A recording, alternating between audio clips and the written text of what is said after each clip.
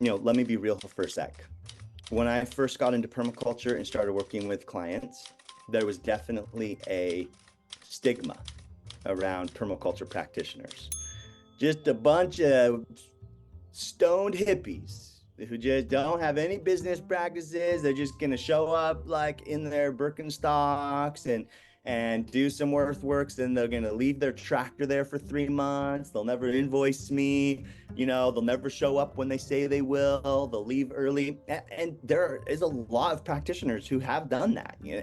And for people to take you seriously, you can use some professional business tools to show up in an authentic way. And that's how you get the really big, incredible clients. Like, for instance, this design that we're looking at right here, this is a 25-acre agrihood project.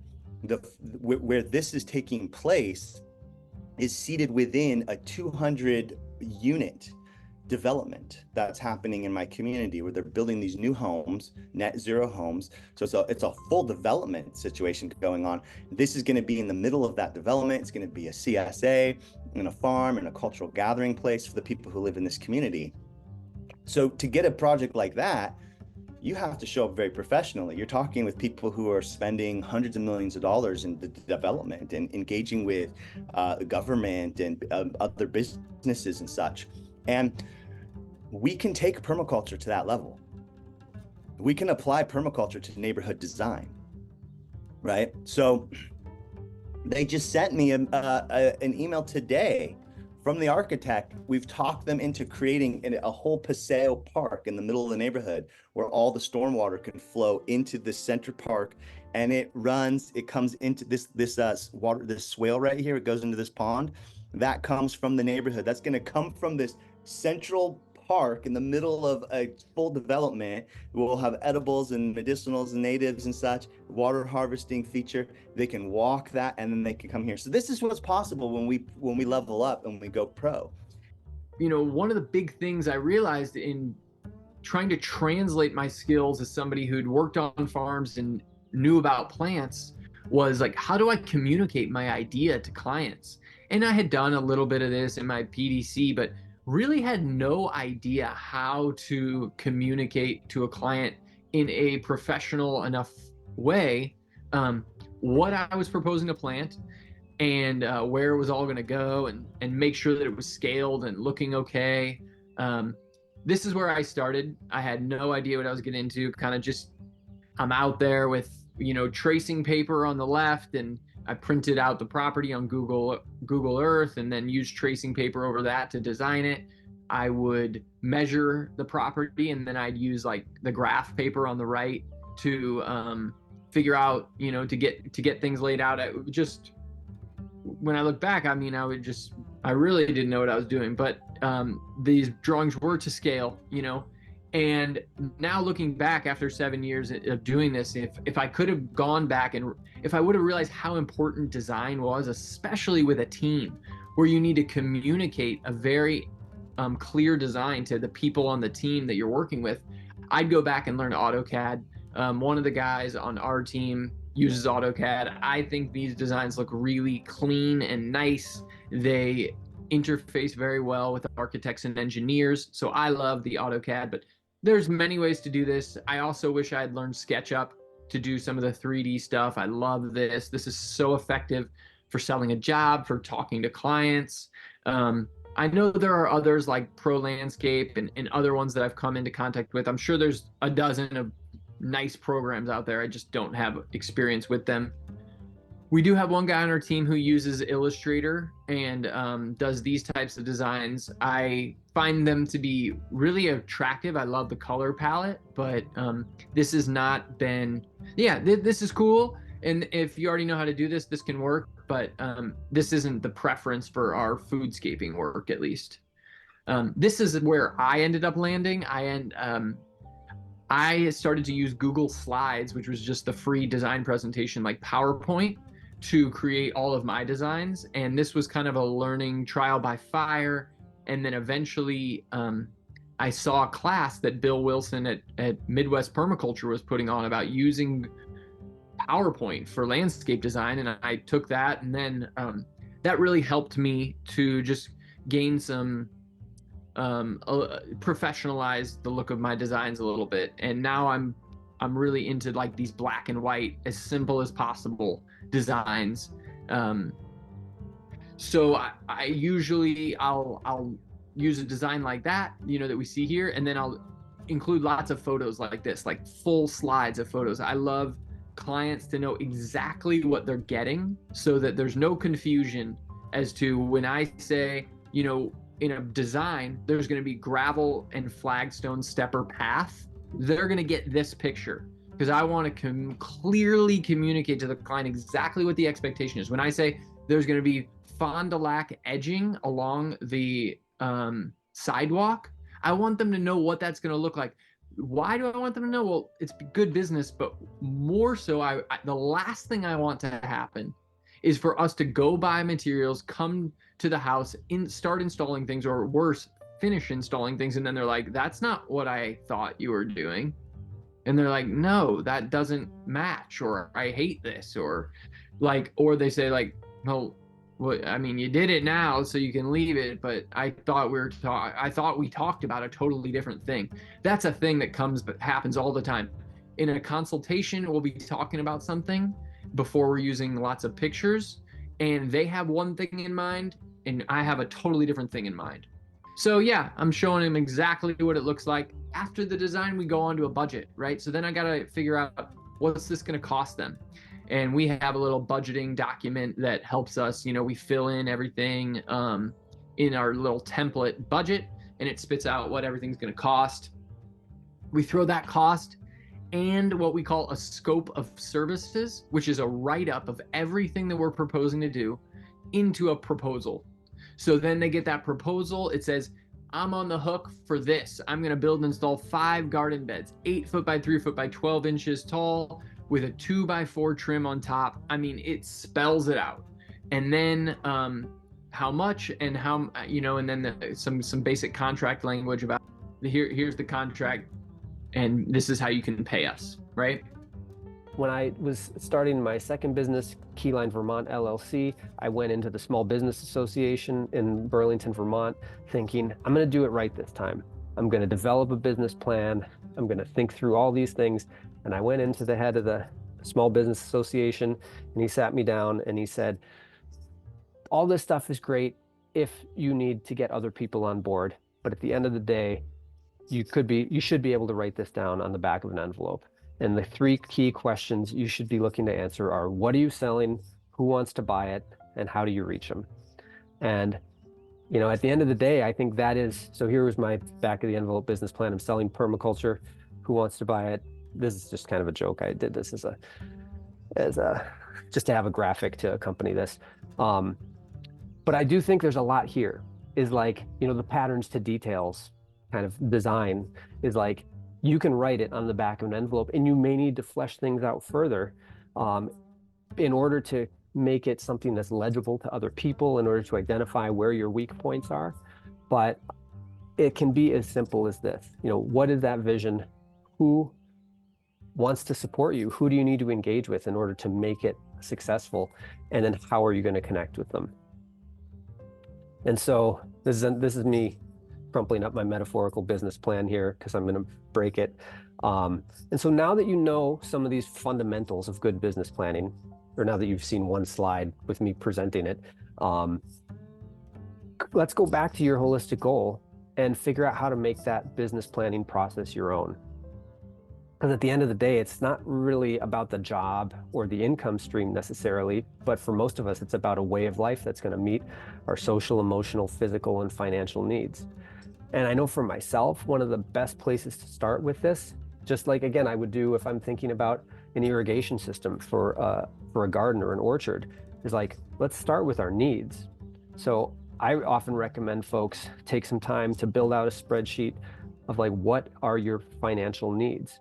Because again, for a lot of us, if we're starting a business, it's because we have a need for income. So some of the key headings I would include would be housing and food and utilities, insurance. What do we need to be happy and healthy? Do we like to go out and have a few drinks with friends on Friday? Or do we like to go see live music? So what do we do for our own personal well-being? Transportation, existing debt, have some reservoir for the unknowns and emergencies, and perhaps, thinking about the future. And there may be some more buckets you want to add to this, but if you can take several months to start to track these expenses, it can be a really powerful way to, again, start to think about, well, then how many hours a week or a month might you need to devote to earning so that you can enjoy that quality of life and have space in your life to do all of the other things that you also enjoy. So again, a lot of the best of the assets I've seen people invest in, though, are these natural transformative assets, because they do that thing of procreating and growing in value over time.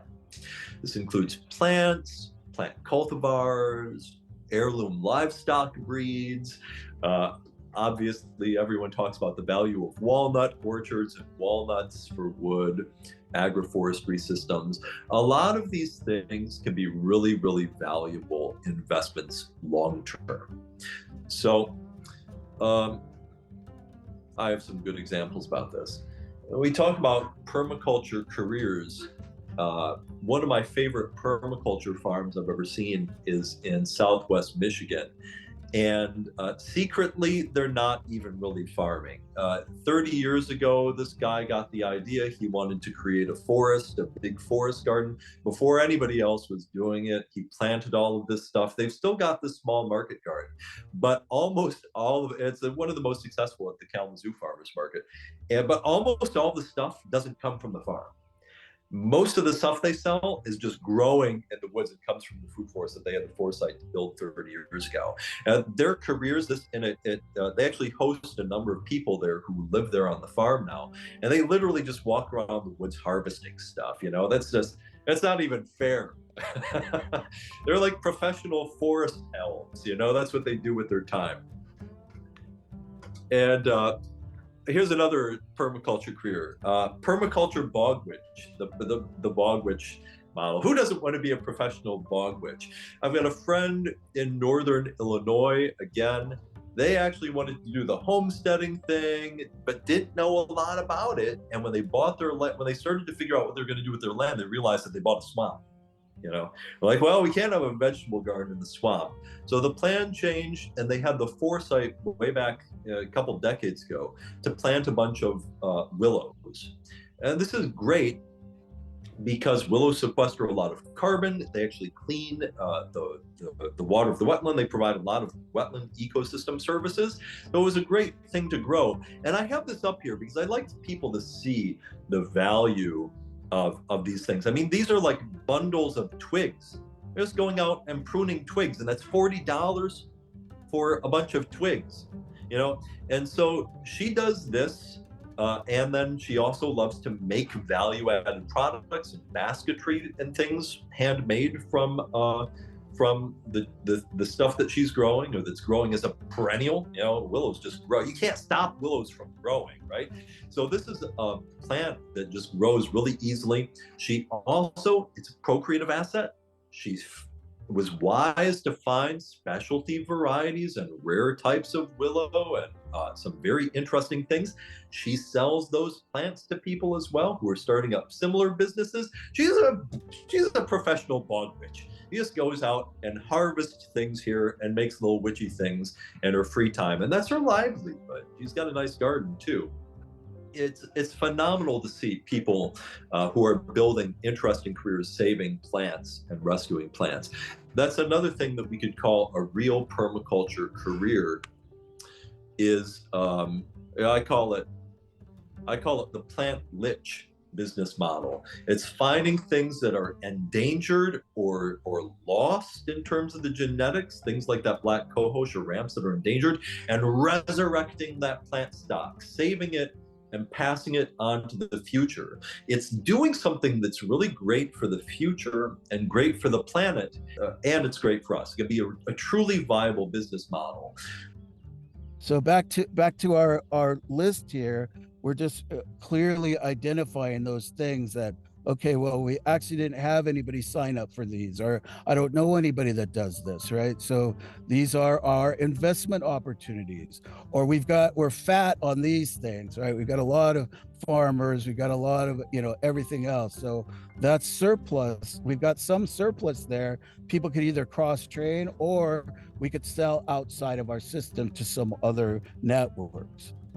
And then, clearly, we need a few other people to participate in some of these things.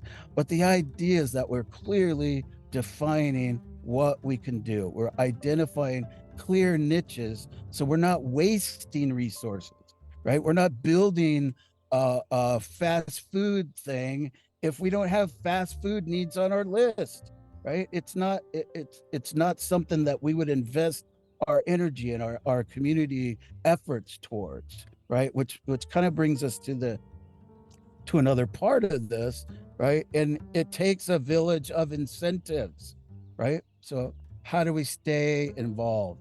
How do we stay in this, networking within our groups, becomes the task, right? So then we've got all the other things from our invisible structures and, permaculture business ideas, where we create business guilds, and we, use complementary currency, and we invest time in hours banks, and we build in incentives so people stay in this network that we're working in inside of our own community, right? That we build in incentives so that we keep trading and we keep working with each other.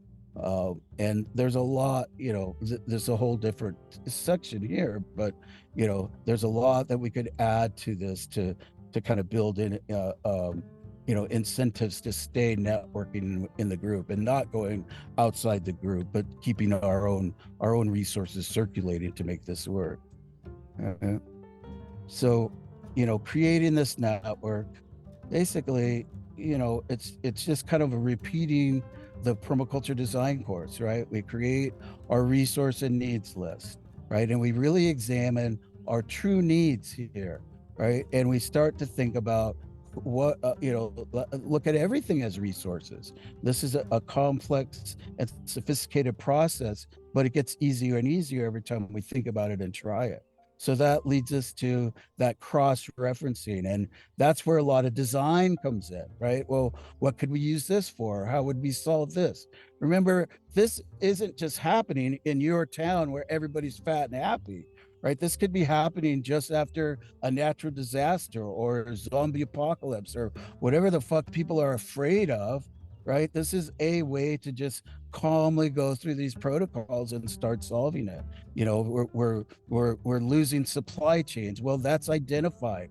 That is, we work to strengthen that all the time, right? It's got built-in resilience. So we're cross-referencing how we can use resources to satisfy real need. And that, is intrinsic to identifying the strengths. And that leads us to our directory of products and services and skills, which directly leads us to revenue stream for those groups of people, right? And everybody else is the mouthpiece for us. Everybody else is doing the marketing in our group, right? And referring people to you because, they know you and they know your work. And, and so at that same time, again, we identify the weak links. And that was really, it's kind of the best part of this, right? That we're looking at, okay, well, where are we weak? So to me, that really, that identifies exactly and precisely how we conserve energy and resources, right? That is like nothing is wasted now because we're not going to put more money into some things that we already have or the community doesn't need, right? We can focus our efforts and fill those niches, right? Job opportunities, right? There's clear and unmistakable investment opportunities. And again, starting a job, right? You want to start a new job, well, fill one of these niches and then progress from there, diversify from there. I mean, you really it can't fail, right? You've got a built-in network of people. The epiphany that started this whole approach of life design, which led to business design, which is now why I'm talking to you, is if you don't design it, someone else will. And this is also a play on that story as nature abhors a vacuum. It'll take the genetic seed bank within the earth and it'll express itself regardless of what you want if you don't take the opportunity to design what's on top. So similarly, if you don't design your life, it'll be designed for you. If you don't design your business, it'll be designed for you. If you don't design your mindset and your belief system, they'll be designed for you. And I look at this like horse and cart. Horse is the horsepower, the capacity that we all have to pull our hopes and our dreams in the cart. And everybody in modern society wants your horse to pull their cart. They want you to say, yes, I believe in your dream and your vision, and I will pull your cart to the ends of the earth. And the epiphany here is that if you don't have a stronger dream than somebody else, you'll become subservient to their dream.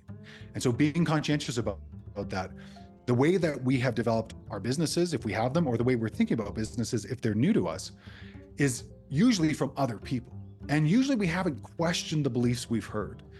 And this is where the idea of actively designing or challenging some of those beliefs comes into play. One of the most important equations I've ever been introduced to is this idea of the equation of change. And the equation of change is 100% at one end is the beginning, where we haven't changed. On the other end is a complete 100% change. We're a different person, place, business is different. We're in a business. The first 10% is awareness, and it's a prerequisite. So we have all of this incredible spotlights that we have that go out into the world and they pay attention to a numerous number of things. They pay attention to our friends, our family, they pay attention to the news, they pay attention to our own inner dialogue sometimes, but very seldomly do we turn that attention back to ourselves and we grow our awareness about a conversation that's growing inside of us. So if we have a business conversation, there may be an idea that we want to develop. We may want to change or transition, as a lot of my clients do. They may want to strengthen what they're doing, but unless we're aware of the problems, the pieces, how we're thinking about it, then we're actually not eligible for change. Then we get into the tools and techniques. And so this presentation is very much about tools and techniques. And this equation is a tool and technique. But that's only 40% of the equation. We still have 60% to go, which is execution, feedback, and adaptation. It's where the rubber meets the road. It's where we actually give into the work and we make it happen. One of the turning points in my life was when I realized that if I had a ruthless clarity of vision, if I had a dream so strong that it was the only thing that I was focusing on, it was the only thing that I wanted to make happen, it would happen. And I got this from the former mayor of Victoria, Lisa Helps. And when I realized it in action, it became a North Star, a guiding light, something that I was immovable from. Doesn't mean that I didn't listen to what was going on. Another one of my favorite aphorisms is firm beliefs loosely held. But I was also so clear on what I wanted that I could bring anything, any opportunity, idea, new business approach to me, and I could evaluate it for its ability to bring me where I wanted to go. I talk to a lot of people who are in business doing it as a solo business, and it's good. And I think it's important to be able to express yourself and be creative, but the ability to collaborate, the ability to bounce ideas off of your other people, I think is super important. So we really kind of, I think, took off at a certain point when we had built enough of a reputation. We had got our systems in place about how to run jobs, write really good contracts, to have clear agreements, run the job, get feedback, do clear billing, regular billing to people, and not lose track of what was going on with the back agreement side of projects.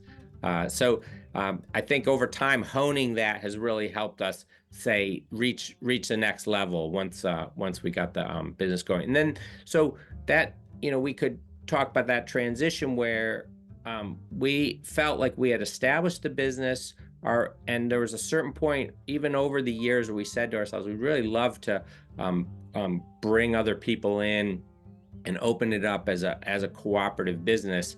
But the intention was, let's get ourselves established and successful and solid as a business before we do that.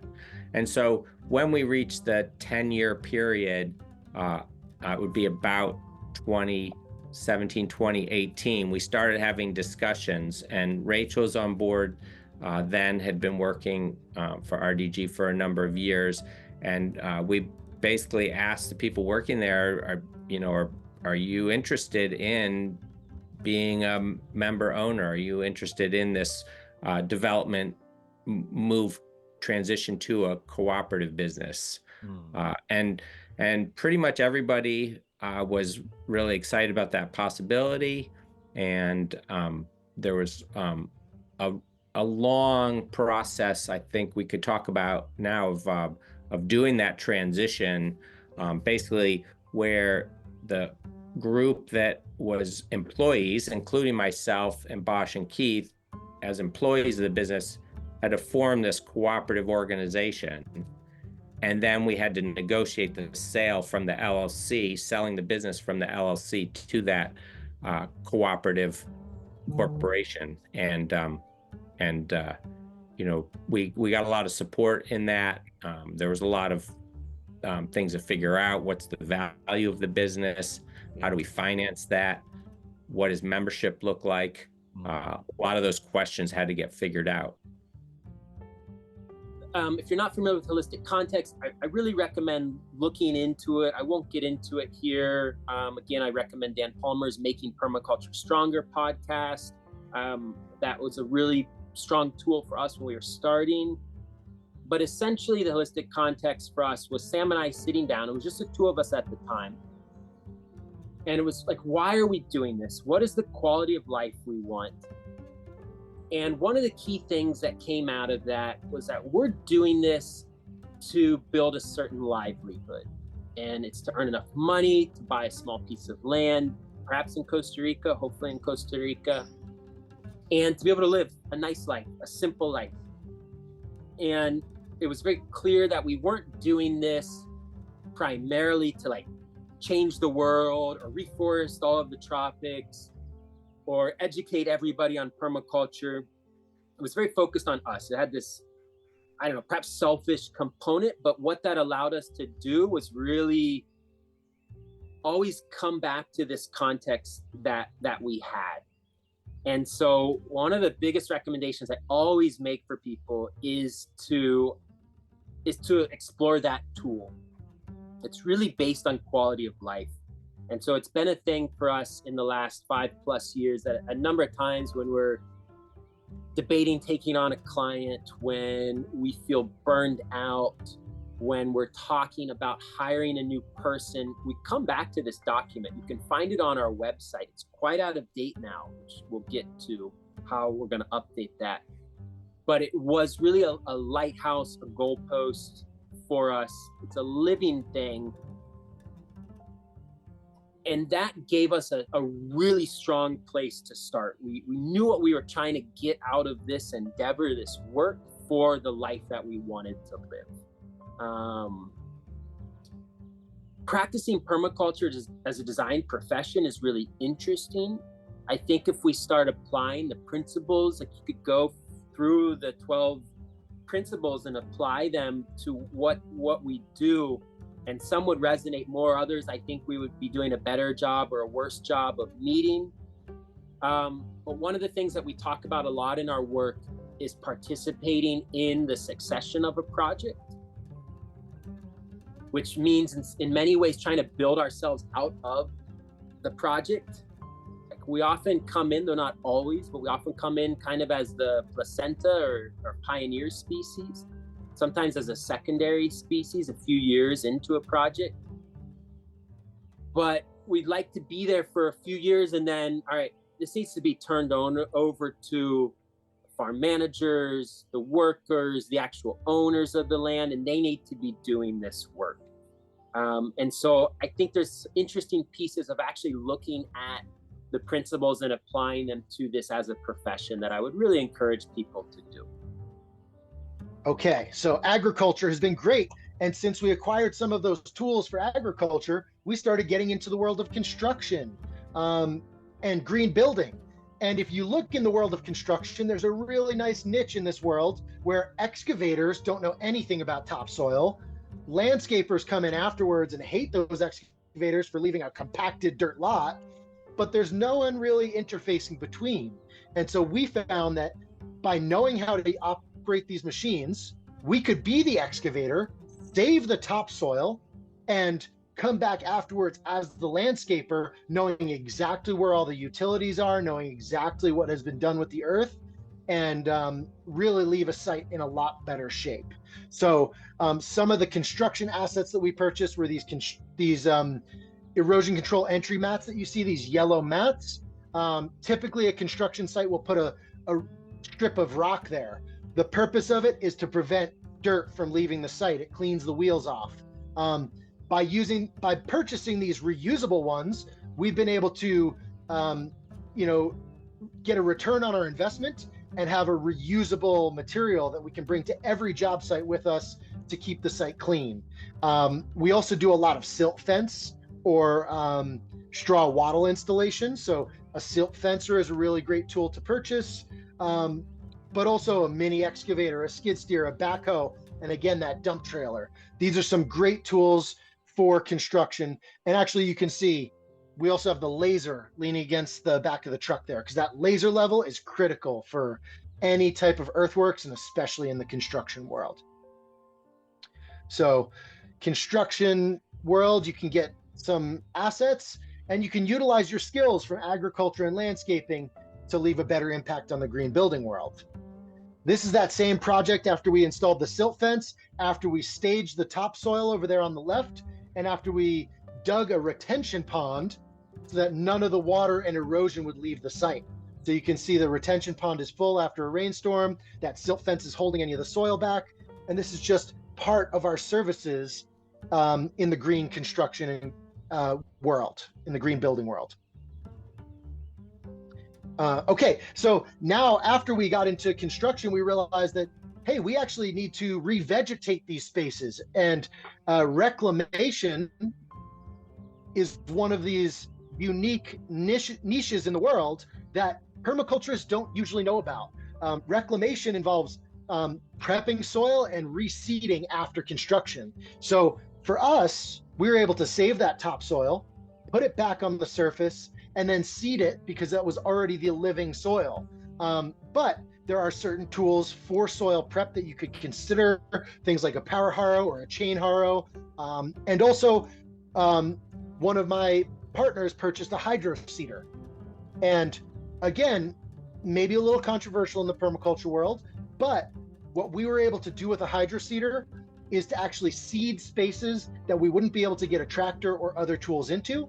And we were able to have huge success, like 99% germination rate, with a seed mix that was, innovative, not just bluegrass, right? So we were able to seed with native pasture grasses on a space that we had shaped, right? Here's a beautiful terrace swale that we were able to influence through the construction, and then we were able to revegetate with yarrow and clover and native grasses and plant an orchard and windbreak for their new home, right? So we were able to work with the clients and the architect from the beginning. We were able to shape the earth, and then utilizing these reclamation tools like a hydro seeder and soil prep, we were able to revegetate these spaces.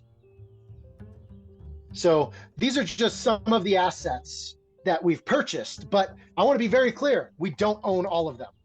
We've started every project by renting the equipment. And here's an example of a large pond that we dug last year. This is a 2 acre-foot pond, some 700,000 gallons that will have capacity in this pond. We didn't need to own a bulldozer. We just found the local rental company and rented a bulldozer and an excavator, and we were able to shape this pond in just a few days using the right tools. And after it was built, we got it lined, and there it is full.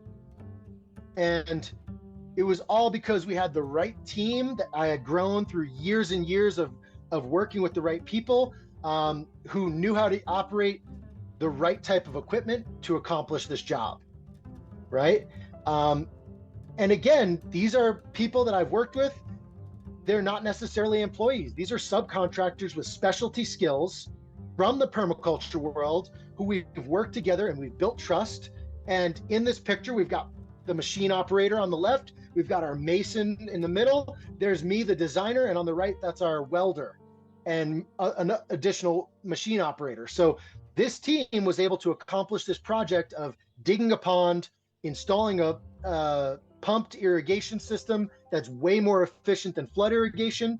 We're saving this farm half of their water resources. And it was all about putting the right team together for the right project and hiring and renting the right equipment at the right time. Now, creditors, they can foreclose on your real estate. So a judicial foreclosure, that's going to cost around $8,000 typically. Also, this is when you're being sued, all right? So that can be at least 2 years, just the dealing with the litigation, if not longer. And that's when they haven't even gotten to the worst part of it yet. The worst part of it is the collection period of the lawsuit. So that's when they take your stuff. Now, even if you only have $10,000, $11,000 in equity on your real estate, they will kick out whoever out of that real estate and take it over. So regardless of how little equity you may have, you want to consider protecting that. And we're going to show you how to have this, avoid this from happening. So we've covered business and using LLCs. LLCs aren't everything, however. LLCs are great, but won't give complete protection from lawyers and creditors trying to go after you in this litigious world. LLCs are just one tool to play with in order to win the game of Monopoly. So this gets into LLCs and trusts. So LLCs protect wealth that exists and will accumulate in the company, but we want the wealth away from you individually. So LLCs protect what's inside a business, but creditors can work around to you individually. So to avoid that from happening, you need more than just an LLC. This is where irrevocable trusts come into play. Now I say irrevocable because that's the more proper way to say it. So you might have heard it as irrevocable, okay? So irrevocable trusts are legally separate persons away from you. So it is a separate owner of things. Unlike LLCs, where an LLC must have an ultimate owner, that is a person, right? So either you can own the LLC with an irrevocable trust, or you own the LLC yourself individually. So with an equity stripping strategy in place, this can also provide another layer of privacy, asset protection, and it can scale with any type of business. We'll later go through equity stripping. So little background on trusts. Trusts as we know them today, they run back to the 10th century in Old England, and they haven't really changed since. They were placed so that the king could own land and then have a plebe use the land, and that goes into the law of uses, which we don't have time today to go through. And the plebe family could keep the property if they continued to tend to the land. Otherwise, it would just go back to the king. Now, trusts became popular during the Crusades, and back then, they were always irrevocable trusts. So that means after the trust was drafted and executed, no changes could be made. That is until the 1930s, when revocable, you might have heard them as revocable living trusts, were introduced. Ever since they were introduced in the 30s, they're now today the most popular type of trust because they're a lot lower cost to get, and they're a lot easier to use for everyday people. That's at least what the attorneys will tell you. And attorneys pitch them because it's very easy and workload for them. It's actually really fast for them to rip one of those out compared to irrevocable. But unfortunately, with revocable trusts, they don't have lawsuit protection since they can be changed while you're alive. So that's why people are attracted to revocable also, not only because it's low cost, but they can still control the trust while they're alive. But because of that, because you're controlling and because it can be changed, creditors can breach the trust. So really, revocable trusts, they only prevent things from going to probate court. And we don't have time too much to go into estate planning today. We'll just go over the very basics. But if you're not aware of what probate court is, it's basically this. So when you die, your whole world freezes up. And all of a sudden, financial accounts, assets, property items, that sort of thing, it freezes up and it has to go through a probate court process, which takes at least 2 years. Sometimes I've even heard up to 5 years. However, with the trust in place, revocable or irrevocable, if you have everything properly in the trust, then that will avoid probate altogether, and it's a seamless succession plan. No government involvement at all. It's private. Especially permaculturists, I generally have them make a couple of lists. One of them is anyone you know that has land. It could be family, friends of the family, co-workers. If you you can look at your government or like your local municipality or your city and see if they have a green department of some sort. You can also look at any big industries that are set up shop in your area that are doing large scale something or other, and look at their website and see if they have any PR pieces like we're a sustainable company or we have green initiatives and all this stuff, which is also very common. And some of it is smoke, and it doesn't matter. You want to talk to these people. You want to get in, put them on your list and say, these are people I'm going to contact. I want to get curious. I don't want to judge them. I don't want to prejudge them. I don't want to assume. I want to know what it's like to be them, trying to come up with solutions and make things better in the way that it seems to them. So you put all these types of people in your region onto this list. You get their name, contact information, the URL, a little brief description, and you can do a little bit of research so that when you get on the call with them or you invite them, you kind of have an idea of who you're bringing in. You can personalize it a little bit. So that's one list. I also have people make a second tab of all of the like permaculturists in their area, all of the green businesses in their area, all of the people who are teaching workshops at community centers, schools on anything green, really. We don't have to be elite about permaculture. You're finding your tribe. And by making this list and also making notes about how to contact them and what their specialty is, you are setting yourself up to create community around you. And through talking to these people in research calls, you're going to expand your understanding of what's possible, who's doing what, who you can collaborate with, how you can make your business more resilient. Instead of competing with other people, you can complement them with your services, fill gaps, and have allies that are going to refer clients to you, which is way better than just doing the default thing that everyone thinks that the only thing that can be done. So with these two lists, you send out this text I described to you. You have them schedule a call. I use Calendly. You can get a free Calendly account and you get one event type and you send it to them. You set up a 20-minute thing and then you get on the call. Once you're on the call with these people, you can have like 2 minutes of small talk, right? You really got to keep this focused. It's 20 minutes. It's not chat time. It's not tell life stories time. It is a market research call. And if you can really keep it to that, you will find this to be more effective for you. And that's my advice. That's that was given to me, and I broke that rule. And I tried to make these calls an hour long because I was talking to intentional community founders in the country. I wanted to build relationships, which was beautiful. But this system broke down when I was not keeping it focused, right? I diluted the purpose of the call in their mind, and when I contacted them again, it wasn't clear. How do we tell a compelling brand story? Well, there's some really simple frameworks that we got to start with. I like this picture because it's 4 pieces of the puzzle, right? We got to simplify storytelling to a certain extent that we can understand it and allow our audience to understand it well. And so what are those core components? Well, there's 7 to 8 pieces of this. A hero, this is where our story starts. A hero that wants something, right? A hero always has a desire for something in a transformative hero's journey. And they run into problems. So that's the first part of the story. When we start moving forward, this is the ordinary world, right? This is where they currently exist. And And if we want them to move over into another world, it's usually through the process of meeting a guide, someone that can help them through. Well, we meet the guide. This guide presents us a plan, and aha, we have some type of epiphany around this plan that says, oh, maybe this can work, right? Maybe I can take this plan and get to where I want to go.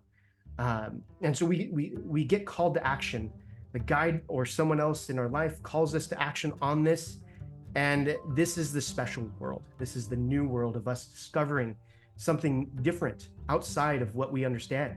It's like me discovering permaculture for the first time, right? I was in this new special world. I didn't know how to use it. And there was this plan with these principles and philosophies that I was totally unaware of before. And I was called to action to use those in my life to be more in right relation with nature. I went to try to go achieve success.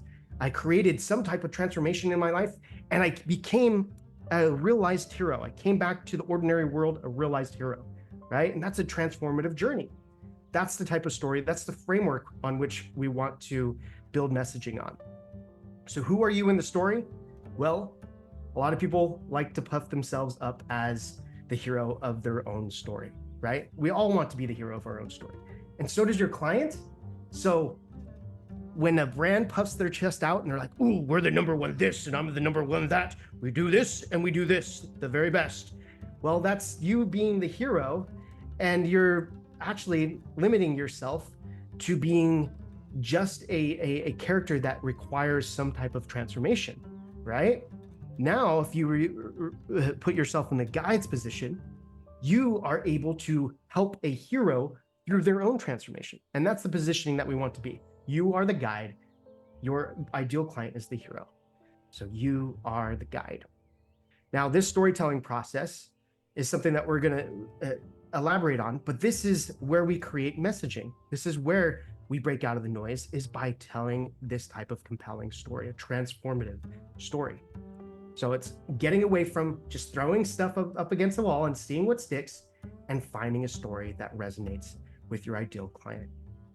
So this is what we're doing once we find our storytelling and are opened up to that.